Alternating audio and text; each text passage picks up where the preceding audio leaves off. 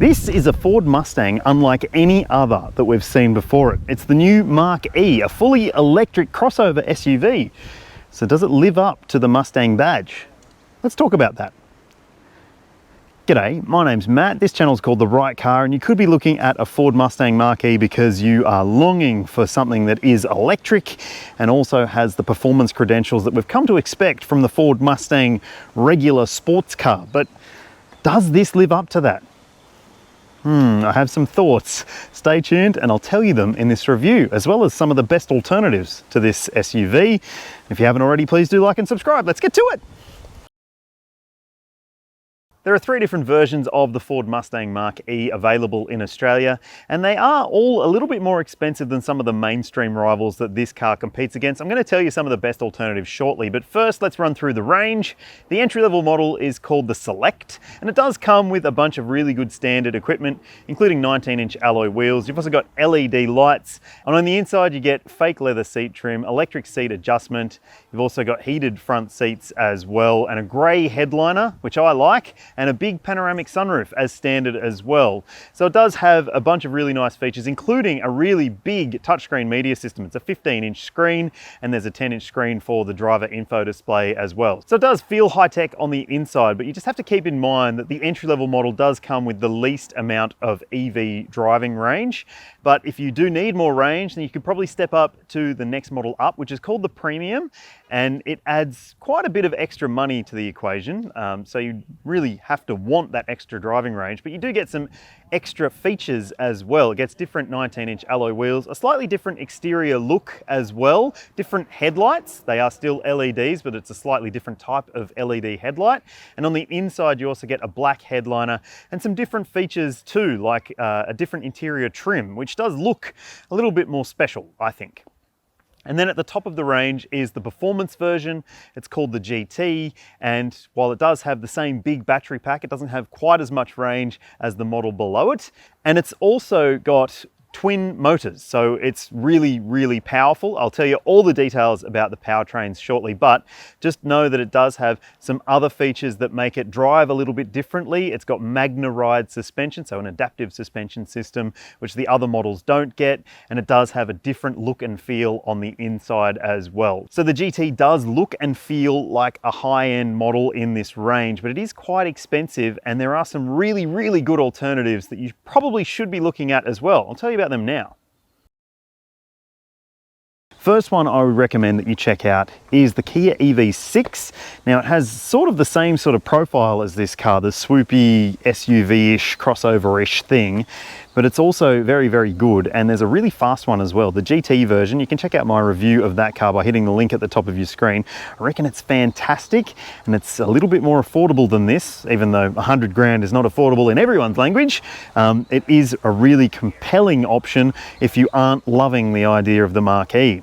Another car you might want to check out is the Hyundai Ioniq 5 or the Hyundai Ioniq 6. If you're after the boxy, sort of retro cubey look, then the Ioniq 5 will be a really good choice for you. It's more SUV-ish than the Ioniq 6, which is more of a swoopy sedan, but at least there are two different options for you there to choose from, both with pretty extensive model ranges and both with some pretty interesting power options available, including a new Ioniq 5N, which is quite expensive at $111,000, but it's actually faster than the fastest version of the Mach-E, and well, in my mind, it looks properly sporty.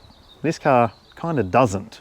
And finally, an option that you've probably already thought of if you're considering a mid-sized electric SUV for your family, the Tesla Model Y. Look, there are a few different variants available, including a really fast one. It's a very practical SUV style model, and there's plenty of EV driving range on offer too. So I just don't love the look of it, but you tell me what you think in the comments section below. Would you prefer the look of this, or the look of that, or one of the other models I've already mentioned, or something completely different?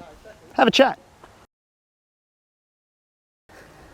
Just like the proper Mustang sports car, this car doesn't have any Ford badges on it. So even on the wheels, they're Mustangs, and at the back as well.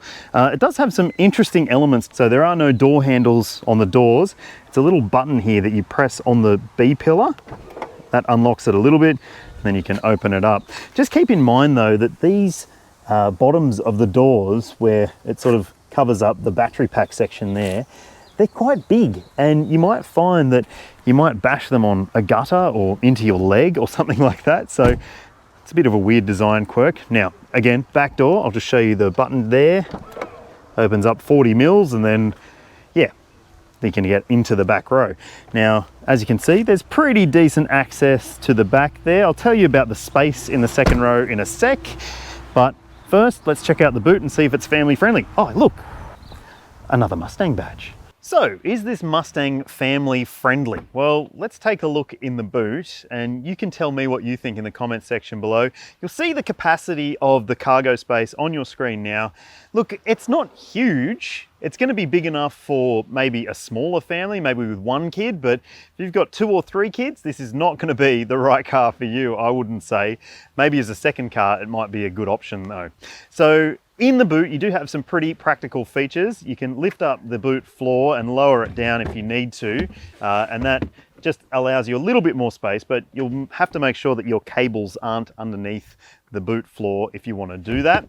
And there's also some shopping bag hooks on the edges of the boot too, and a 12-volt port too. So there are a few decent features when it comes to the usability of the boot, but just keep in mind, just like most other EVs, there is no spare tire, so that might be a deal breaker for you, but maybe you shouldn't be buying an EV if that's you. All versions come with a frunk or front trunk, and what's cool about it is you get 134 litres of cargo capacity, which is really good for putting your charging cables, or maybe some shopping, or maybe wetsuits, or maybe you could use it as a cooler at a party or something like that, because it has drainage holes in it as well. So you could fill it up with ice and put your cans of drink and stuff in there, maybe even ice creams, who knows? But yeah, it's a pretty nice little thing to have.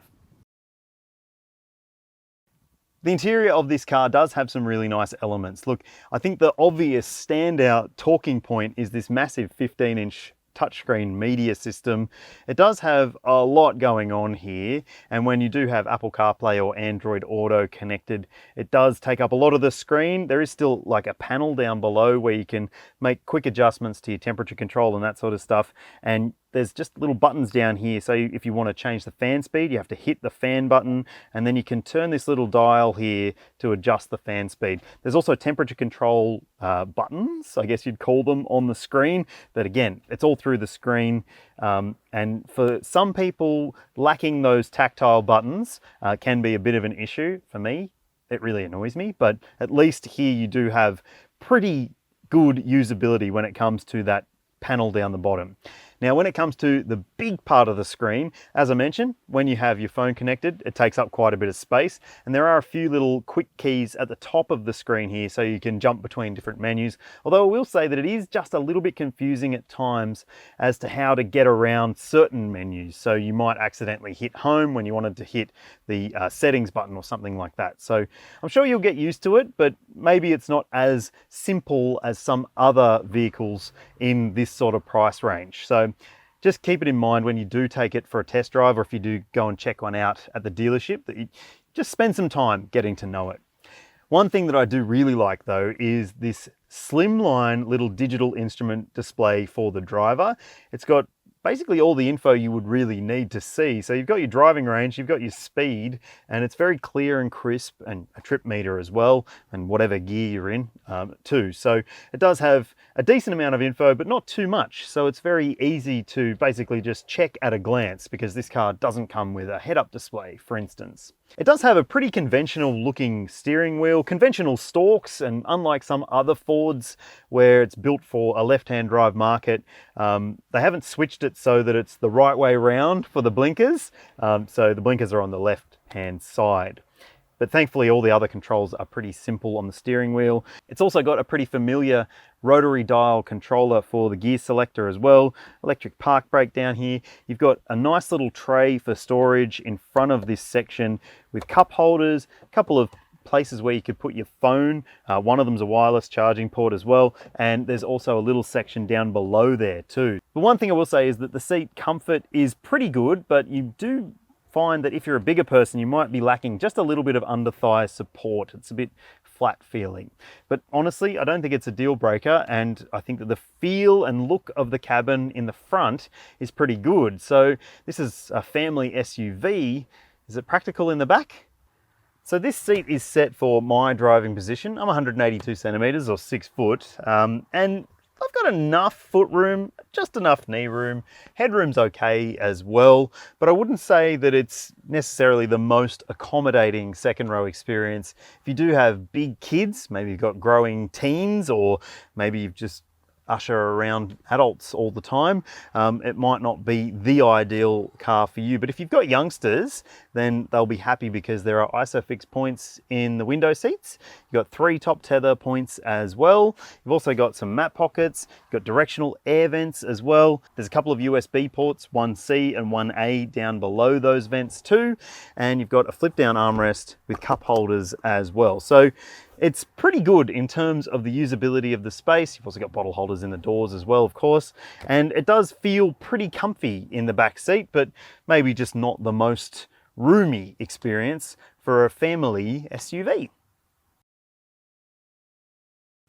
There are 3 different powertrain options available in the Mach-E, so it does split itself up as you move up the range. So the entry-level version still has a pretty powerful electric motor. It's a rear-mounted electric motor, and that means that it does have, well, enough power and torque for most people's needs. But if you do want just a little bit more and you do want more EV driving range, as I said, step up to the premium, you get more power, the same amount of torque, still rear-wheel drive, so that could be a really good choice for a lot of people out there. But if you want the GT fast one, it does have a whole lot more power and torque. You'll see the figures on your screen now, and that's because it adds another motor to the mix. It's a front motor as well as a rear motor, so twin motor layout, and it does have heaps of grunt. It's pretty quick, 0 to 100 in less than 4 seconds, and that's sort of what you would expect for an EV with this kind of price tag. Well, the GT's price tag anyway.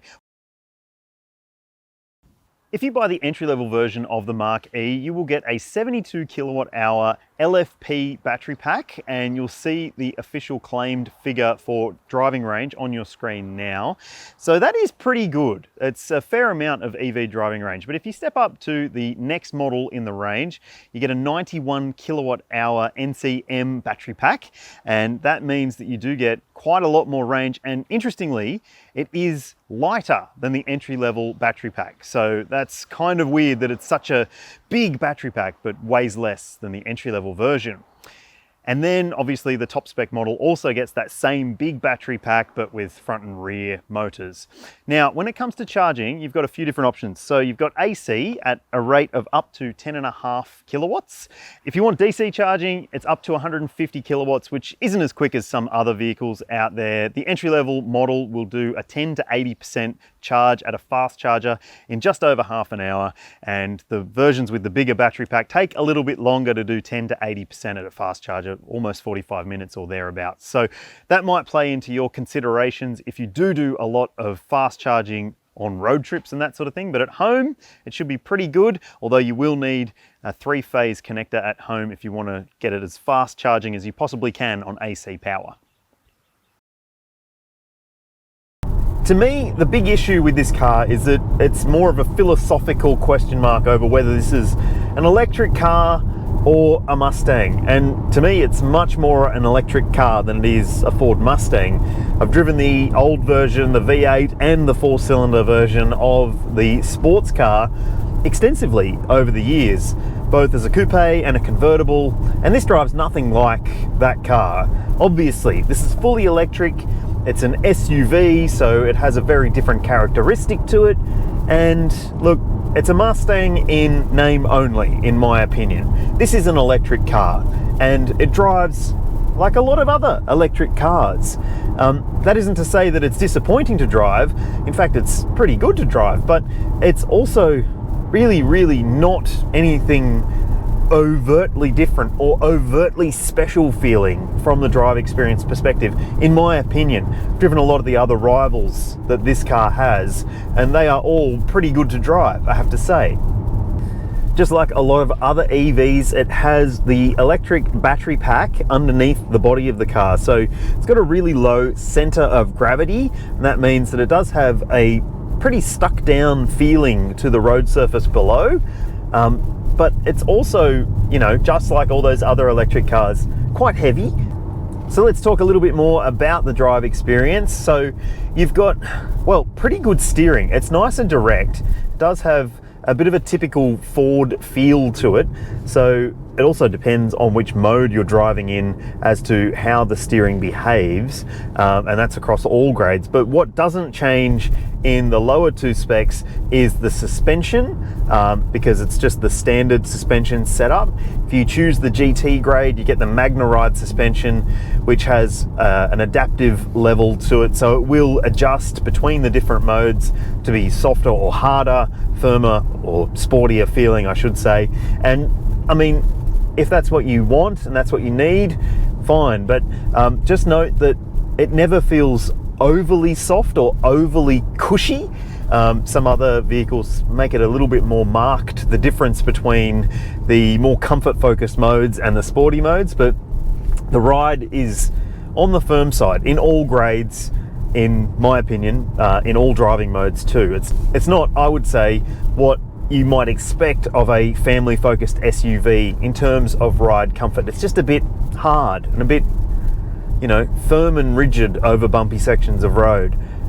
Another thing I'll just mention on the sound inside the car is that there is a sound generator. So when you are accelerating hard, it pipes a fake sound through the stereo system, and it sounds kind of like a V8, but not convincingly enough like a V8 in my opinion. So yeah, it's a bit strange. In terms of handling, look, because it's got rear-wheel drive in this grade at least, and you know, this really nice direct and pretty accurate steering, it does hold its line pretty well through corners, and it is pretty fun to drive on a twisty road if you can get an open stretch and stretch the legs of this car. But look, again, don't think of it as like a Ford Mustang. It's not that. It's a different kind of car. Like lots of other EVs, it is pretty quiet at lower speeds. I'm just cruising through this little town right now and it's almost silent. There's just a little bit of road roar intrusion at times. That gets worse as speeds rise and as the surface gets worse as well. And also you do feel a lot of the surface below you when you are driving this car. It does have a really intact feeling with the road surface. So just going onto some coarse chip stuff now, and I can feel just the little lumps and bumps in the surface through the steering wheel, through the pedals, even through the seat just a little bit. And honestly, I don't mind that because it does make you feel like you're in tune with what's happening on the road surface below you. It's just something that some people might think, well, I thought I'd feel a little bit more cushioned or refined away from those sorts of things. Okay, let's talk about efficiency. So the official energy consumption figure, the WLTP stated figure for each of these models, is on your screen now. And that's what you should be able to achieve across a mix of driving. So that obviously kilowatt hours per 100 kilometers, the lower the number, the better, just like petrol and diesel. And look, if you're wondering what I've seen on test during my drive in this Mach-E in Queensland, in the mountains and also on the freeway, you'll see that on your screen now. Now that was primarily in a rear-wheel drive version of this car, but also just for context, I'll show you now what I saw in the GT all-wheel drive performance model. So look, not terribly bad, but not necessarily setting any new benchmarks in terms of real-world efficiency figures. The Ford Mustang Mach-E has achieved the maximum 5-star ANCAP safety rating, but only for the entry-level and mid-spec version. The top-spec GT model does not have a 5-star rating. So if that matters to you, that could be a deal breaker. I don't think it will be though for most people. Now all versions do come with a bunch of standard safety technology, including autonomous emergency braking. You've got adaptive cruise control. There's also pedestrian, cyclist and junction detection, and there's lane keeping assistance, blind spot monitoring, rear cross traffic alert, front and rear parking sensors, a parking system, so it'll autonomously park itself in some situations, and then there's also a surround view camera as standard on this model, which is really good to see. Now the entry-level version and the mid-spec model have 7 airbags fitted, including a front center airbag, but the GT model doesn't get that front center airbag. As with all the other Ford models in the lineup, this car comes with a 5-year unlimited kilometer warranty, But there's also an 8-year, 160,000k warranty for the battery pack, which is the industry standard essentially. Now there's servicing intervals of 12 months and 15,000 Ks, which is shorter than some other EVs, and it could be a bit of an issue for you if you're looking for more of a maintenance-free lifestyle when you're choosing an EV. But thankfully, the cap price servicing plan for this vehicle is relatively affordable. You'll see the average service cost on your screen now over the cap price servicing plan period. So not too bad, but maybe not perfect. So, the Mustang Mach-E. I'm not convinced that really it should be called a Mustang, but tell me what you think in the comments section below. The reason I say that is because I reckon that the muscle car version is more about biceps than brains, but this car is a pretty smart option if you are just into the idea of a Ford EV that is fairly family friendly and has decent EV driving range available, maybe just at a slightly too high price. Tell me what you reckon in the comments. Would you buy one? Would you choose one of the rivals? And if so, which rival would you pick? I'd love to hear from you. If you haven't already, please do like and subscribe. It helps a lot. I'll see you in the next one.